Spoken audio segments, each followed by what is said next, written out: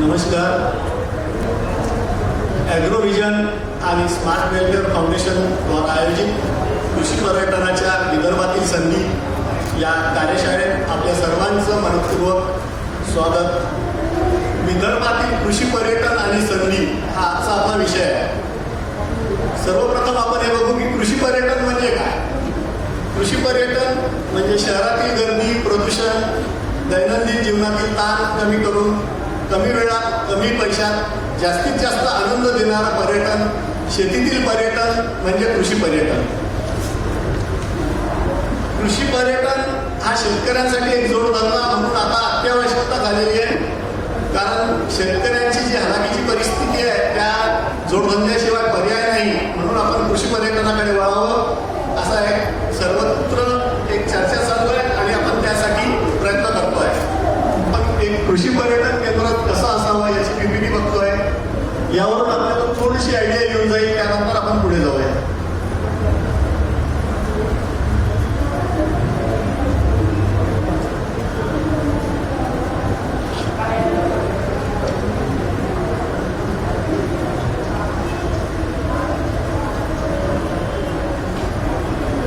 शिवार खेळी, शेतीतील खेळ, आपल्या शेतात एन्व्हायरमेंटल प्रोटेक्शन, शेतातील पक्षी प्राणी, शेतीतील फुलं फळं असं सर्व असावं असा एक कृषी पर्यटनाचा उद्देश आहे.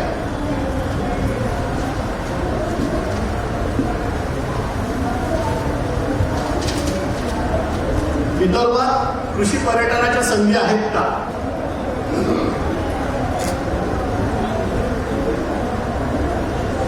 कारण इथे 12ही महिने ऊन, पाऊस आणि थंडी सगळ्यात जास्त असते, प्रचंड प्रमाणात असते. त्यामुळे कृषी पर्यटन हे विदर्भात चालेल याच्यावर बऱ्याच लोकांना विश्वास नाही.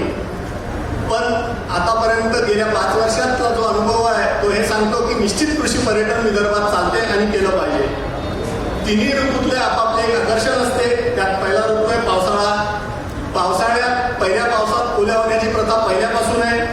त्यामुळे पावसात ओल्या होण्यातले खेळ, चिखलात खेळणे, मड डान्स, फिरणे, फुटबॉल खेळणे, चहा भजी पार्टी असे सर्व प्रकार पावसाळ्यात होतात. हिवाळा हा तर कृषी पर्यटनाचा किंवा सहलीचाच ऋतू आहे. त्यामुळे हिवाळ्यामध्ये हुरडा पार्टी, किटी पार्टी, सिनियर सिटीजन्सच्या सहली, शाळेतल्या मुलांच्या मीटिंग्स, बऱ्याच संस्थांचे AGM आता ॲग्रिटुरिझम सेक्टर्सवर होतात आहे. त्यामुळे हिवाळ्यात देखील ते शक्य आहे. एक प्रश्न असा येतो की उन्हाळा 5 महिने असतो ना विदर्भात, तर उन्हाळ्यात हे शक्य होईल का? तर उन्हाळ्यात आपण त्याला 2 भागात जर विभागलं, सकाळी आणि संध्याकाळी, तर हे शक्य आहे किंवा हे अनुभवातून झालेलं आहे. सकाळी आपण निसर्ग निरीक्षण, पक्षी निरीक्षण, आंब्याच्या बागेत फिरणे किंवा असलेल्या संत्रा, मोसंबीच्या बागेत फिरण्याचे पर्यटन करू शकतो.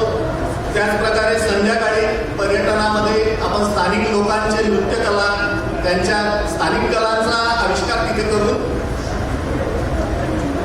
त्या लोकांना आपण तिथे शेतामध्ये आपल्या बोलवून आणि असलेल्या पर्यटकांना तिथली कला दाखवून संध्याकाळच्या टुरिझम देखील शक्य होते.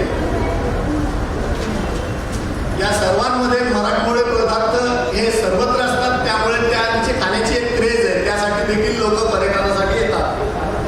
विदर्भात टायगर टुरिझम अतिशय यशस्वीपणे झालेला आहे. अतिशय मोठ्या प्रमाणात बाहेर देशातून देखील टायगर टुरिझमसाठी लोक येतात.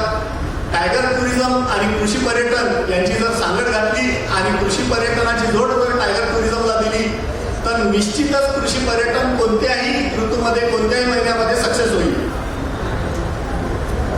कृषी पर्यटन 12ही महिने सक्सेस होण्यासाठी त्याला आपल्या इथे सुरू असलेले सणवार किंवा आपल्या इथल्या प्रथा परंपरांची जोड दिली तरी देखील कृषी पर्यटन चांगल्या प्रकारे चालू शकते. दिवाळीत आपल्याकडे आलेले परिवारातील सदस्य, पाहुणे, मित्र यांना कमी वेळात, कमीत कमी वेळामध्ये आणि कमीत कमी पैशामध्ये चांगला पाहुणचार आपण देऊ शकतो. 31 डिसेंबरला नववर्षाची सुरुवात शुद्ध शाकाहारी जेवणाने आणि विदाऊट मद्यपान देखील करू शकतो. असा बऱ्याच टुरिझम सेंटरचा अनुभव आहे. तो देखील अतिशय चांगल्या प्रकारे सक्सेस झालेला आहे. होळीला नैसर्गिक फुलापासून आपण रंग बनवून, मड डान्स करून, रेन डान्स तलावामध्ये कृषी पर्यटन अतिशय चांगल्या पद्धतीने सक्सेस झालेलं आहे. उन्हाळ्यात माहेरी आलेल्या मुली यांच्यासाठी आम्र महोत्सव घेऊन आपण त्यात पूर्णपणे आंब्याचे पदार्थ करून अतिशय चांगल्या प्रकारे आम्र महोत्सव आणि कृषी पर्यटन याची मेळ घालून एक चांगला कार्यक्रम देऊ शकतो. त्यामुळे मला असं वाटते की विदर्भात 12ही महिने कृषी पर्यटन चालू शकते आणि ते चालत आहे. मी त्यासाठी आपल्याला काही अजून पीपीटी दाखवतोय. अमरापूरजवळ हे कृषी पर्यटन केंद्र सुरू आहे. अतिशय यशस्वीरित्या हे पर्यटन केंद्र सुरू आहे. आपण जर बघाल तर इथे 12ही महिने पर्यटक असतात आणि त्याची अतिशय चांगली